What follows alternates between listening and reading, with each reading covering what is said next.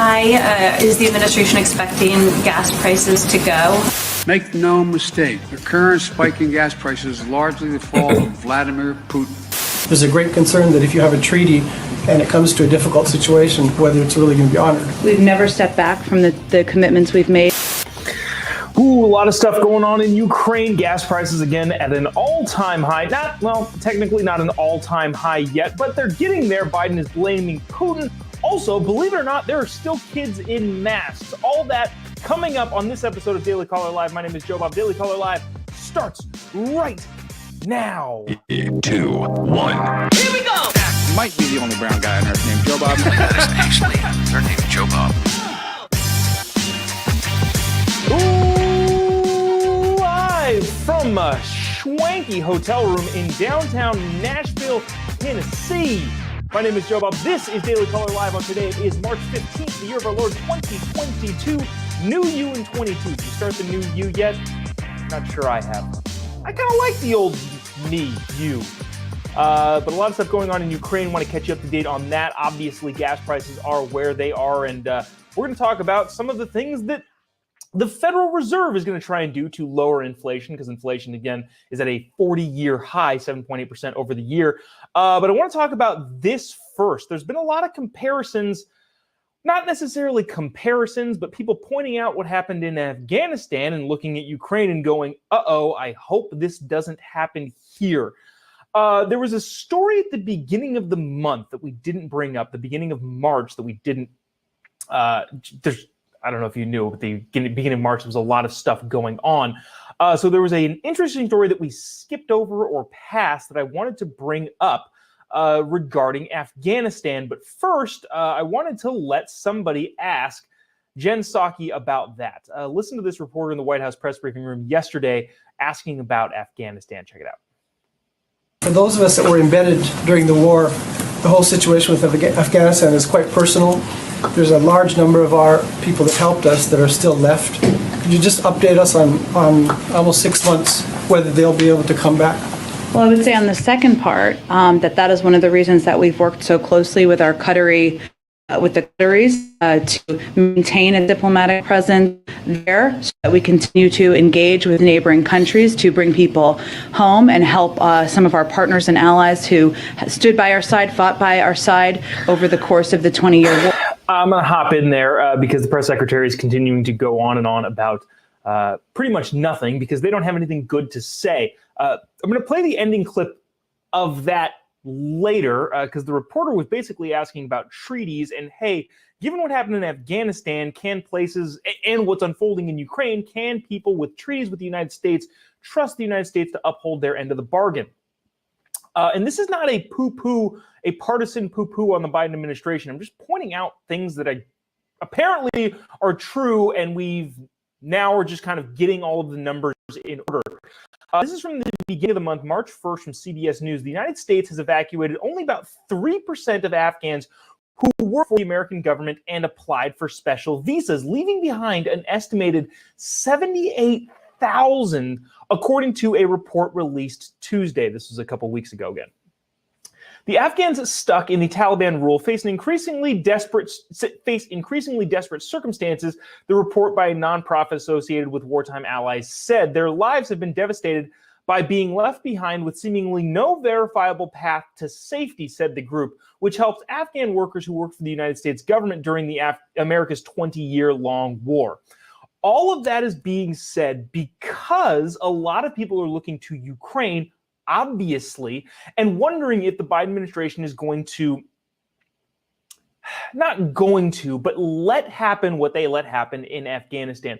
I want to play a little bit more of that clip from Jen Psaki talking. Let me skip ahead a little bit till the guy gets back to his question, because she kind of just levels it with some more fluff. Check this out. We'll discuss on the other side. Just a reassurance to Japan and a lot of the countries that have treaties with us that are worried, if a situation like this develops, if those treaties are going to be honored. Which situation? How would it relate to Japan? Well, Afghanistan is long partners of ours, and so the whole situation that's happening now, Taiwan, there's a great concern that if you have a treaty and it comes to a difficult situation, whether it's really going to be honored. We've never stepped back from the commitments we've made under the Taiwan Relations Act, and the president stands by those. Go ahead, James.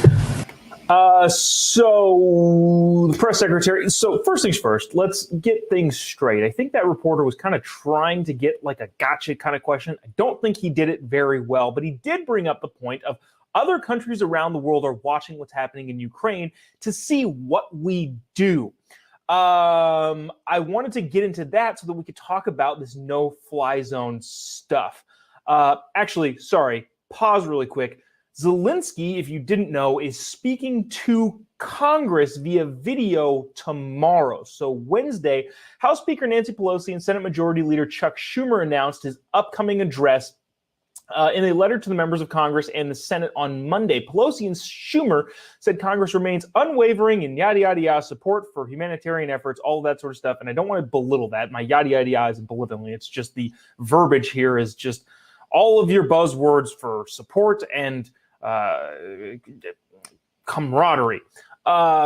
We invite the presidents or the members of the House and Senate to attend a virtual address to the United States Congress delivered by Volodymyr Zelensky of Ukraine on Wednesday, March 16th at 9 a.m. So Nancy Pelosi and Chuck Schumer are inviting Zelensky to speak at Congress. Here's what's interesting about that. Nancy Pelosi, I know a lot of people don't like her. I'm not the biggest Nancy Pelosi fan. If she got on a broom and flew away into the night and decided to take her true form as the Wicked Witch of the West, I wouldn't be all that surprised. However, Nancy Pelosi has been pretty tepid when it comes to this no-fly zone, along with people like Marco Rubio, people like Ben Sass, Rand Paul, who are trying to explain the implications of what a no-fly zone would do. Back to this article, the Ukrainian leader has pled for the U.S. and its NATO allies to establish a no-fly zone over Ukraine. So again, it's interesting because Nancy Pelosi, at least as of late, has been on the side of no-fly zone. There was a really funny video that I saw on the internet talking about how people view the no-fly zone. If you don't really pay attention to the news, you kind of think, oh yeah, no-fly zone, that sounds great. We should absolutely do that. And then if you pay super close attention to the news and all of the gradations in between that, you're like, holy cow, do we know what this means? Because what a no-fly zone would have to do, and we've reiterated this plenty of times on the show and played senators talking about this, what a no-fly zone would mean is that the United States and their Patriot missiles being fired from a NATO country, say Poland, would, if Russian planes were to invade the Ukrainian airspace, go and shoot down those planes, which could be exactly what Vladimir Putin wants. So people like, up to this point, Nancy Pelosi, a lot of your more non-interventionist senators are against the no-fly zone, or at least are wanting to have the conversation of, do we know what this means? Because the inevitable unfolds inevitably, for lack of a better term. If we establish a no-fly zone and NATO establishes a no-fly zone, one, Putin will absolutely test it. 100% he will test it. And then we either react to that no-fly zone or we don't, in which case they're both bad options. If we don't do anything, then our warnings or threats have no bite to them. And if we do something, now Putin has justification for himself, not real justification, but justification for himself and his people to go and attack NATO or the United States. There was a military analyst that we had on this show the other week when this first happened. Mike Lyons was talking about it's feasible in the realm of possibility that Vladimir Putin could send a nuclear weapon to the homeland of the United States. Not one firing off from Russia, but something in a submarine and get it unrecognizably off the coast of the United States, which would be freaking terrible. And that point it's on. So the Ukrainian leader has pleaded for the U.S. and its NATO allies to establish a no-fly zone over Ukraine as the Russian invasion enters its third week. But Western leaders have resisted their call. So Nancy Pelosi, who is at this point no on the no-fly zone, is allowing him to address Congress, which obviously, I'm not saying that she shouldn't. I'm just saying it's interesting that he's going to say and plead for a no-fly zone enforced by NATO and the United States. This is also of note. Last week, Congress approved and President Biden signed a $13 billion aid package for Ukraine, more than the White House had requested as the country tries to fend off Russian troops. Mr. Biden also announced a ban, and we've talked about this, a ban on Russian oil and gas in addition to punishing sanctions. So we talked about what happens. There also, so I don't know if you know this, over the weekend, Russia fired a missile that hit a Western Ukrainian military base within about 10 miles of Poland. So if we're looking for justification to get involved militarily, again, I don't necessarily think we should as the United States of America, unless we get into another 20-year war in which we don't really know what we're doing and all that sort of stuff. If we were looking for that justification, that probably would be it, even accidentally. Oh, shoot, what's the guy's name? John Kirby, the National Defense Secretary, said that even an accidental hit of a NATO country would be taken as you've attacked NATO, invoke Article 5, everybody's going to war. If you don't know this about NATO, Article 5 is if you attack any of us, you get all of us. So there's that. A couple things that got brought up during this. Well, you know what? Let me go to the gas thing. Because somebody asked Jen Psaki another gotcha question, which I thought was actually kind of funny, and I wanted to play it here, and then we can talk about Russian oil and Russian gas. But check this out from the White House press briefing. How high is the administration expecting gas prices to go? So it's a good question. I don't have a prediction from here in terms of what it could look like. There are outside predictors, of course, and obviously what we're trying to do is mitigate the impact. And you've seen, of course, the price of oil go down a little bit, and the president will continue to look at a range of steps that he can take, whether it is engaging through his team or through even himself personally with big global producers, or it is. That's enough of that. So she's just fluffing because a reporter, and you could see her like have a mini aneurysm in her head when the reporter asked, do you guys have a number of where you expect it to go? She didn't want that question. But here's one of the things that I thought was pretty interesting that I kind of thought the entire time when we were talking about not buying Russian oil. When we were considering not buying Russian oil, a lot of the arguments against banning Russian oil, so not pro, you know what I'm talking about. I'm messing up here a little verbally. But a lot of the arguments against the ban of Russian oil were saying, well, they'll just sell it to China. What occurred to me is, well, yeah, but then they're going to buy it on a massive bargain because they don't have any other choice. Obviously, if you only have one person who's willing to buy your oil, or one country willing to buy your oil, China and maybe some of its allies, China's not going to buy oil from Russia at full freight. That's the beauty of the free market and competition. If you take all of those countries that can't buy Russian oil anymore out of the situation, including the United States and a lot of our allies, which they have done, Russia's forced to then sell to places like China. And again, China's not going to pay full freight for that sort of stuff. They're going to buy it on the cheap, at a bargain, at a discount, if you will, which doesn't give Russia a lot of playing room. But I did think that this was pretty interesting. There are not, I heard somebody talking about this on, what's the radio, TV? I'm not entirely sure.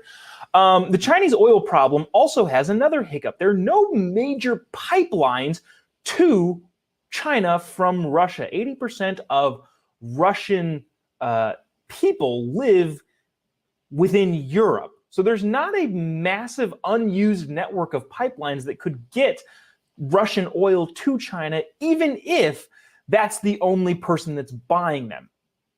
All of that's to say that turns out, or at least it looks like, and maybe I'm giving the Biden administration some credit here, is that it looks like not buying oil doesn't really affect anything other than our gas prices. Now, maybe you're not okay with that, but it would seem that we probably don't want to buy commodities from countries that we are at some sort of military engagement with. I don't want to say at war with, but have some sort of military engagement with.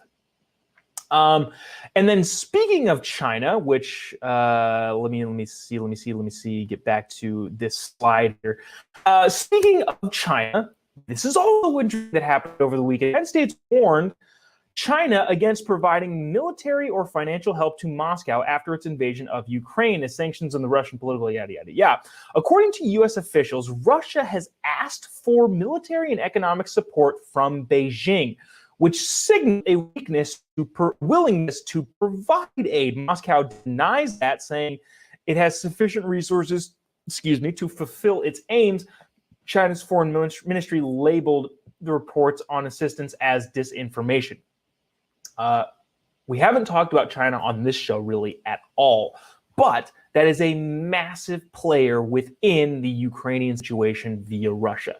I also feel like I'm droning on and on about Russia and have so many different articles about the Russia-Ukraine, the Russian invasion into Ukraine. But the reason for that, I think, is because where was the poll that I was finding? I think 87% of Americans are following this story closely. So that's why I'm talking about it quite a bit. Now it looks like Russia is asking China for military support, in which would remind all of us that, oh yeah, China can also help the rest of the world, which to their own benefit as well as ours, mutually beneficial, help the world keep Russia on their leash. Because remember, the United States is going through a massive uncoupling from Chinese companies, which are the Chinese government. And if we issue sanctions on China, if they do business with Russia, that can hurt China pretty dang bad. And while Xi Jinping is just as evil as Vladimir Putin, he seems like he's a more rational person that would be looking out for the best interest of China. So there is that. Moscow denies, everybody's denying. That's basically that. This next clip that I've got is really just just an interesting one to see how things are unfolding. This is President Biden talking about Vladimir Putin. Check this out. Make no mistake, the current spike in gas prices is largely the fault of Vladimir Putin. It has nothing to do with the American Rescue Plan. So there's that. Want to take a break here from Russia, Putin, Biden, all of that, to bring you on to more insanity. Check this out. Believe it or not, there are still kids in the United States of America that are going to school with masks on, despite any evidence that, one, they do any good, or two, they're necessary at all. But I know there's a lot of you out there that have been that are looking at this going, who's still wearing masks? We got rid of those 2 years ago. Not 2 years ago, 18 months ago. Who are these people? But yes, believe it or not, there are states in this great country that still have students going to school with masks on. Now, thankfully, in states like California, their mask mandate expired. Today, this was written yesterday, which is Monday.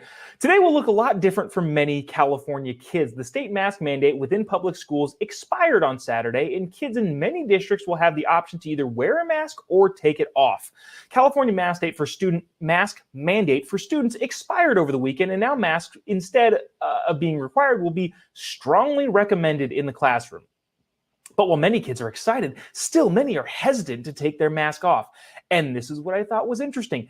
Despite the mask mandate expiring in California, which wasn't necessary to begin with, Los Angeles School District said it's keeping the mask mandate in place, flying in the face of all of the science that they so dearly grasped onto. Their precious science. Los Angeles School District, the second largest school district in the country, by the way, said they're keeping their mask mandates despite the California mask mandate expiring for indoor public schools. Several K through 12 schools across the state dropped their face covering requirements on Monday after the state lifted its mask mandate over the weekend. But last month, Los Angeles Public County Health, But LAUSD, the second largest school district in the nation, said it does not want to drop its mask mandates requirements yet, as it works towards a plan with partners. Plans to partner with teachers and teachers unions to move away from the mask mandate and towards the strong recommendations. So despite all of the science and despite the state mandate expiring for students, the Los Angeles school district is still requiring kids to wear masks in schools.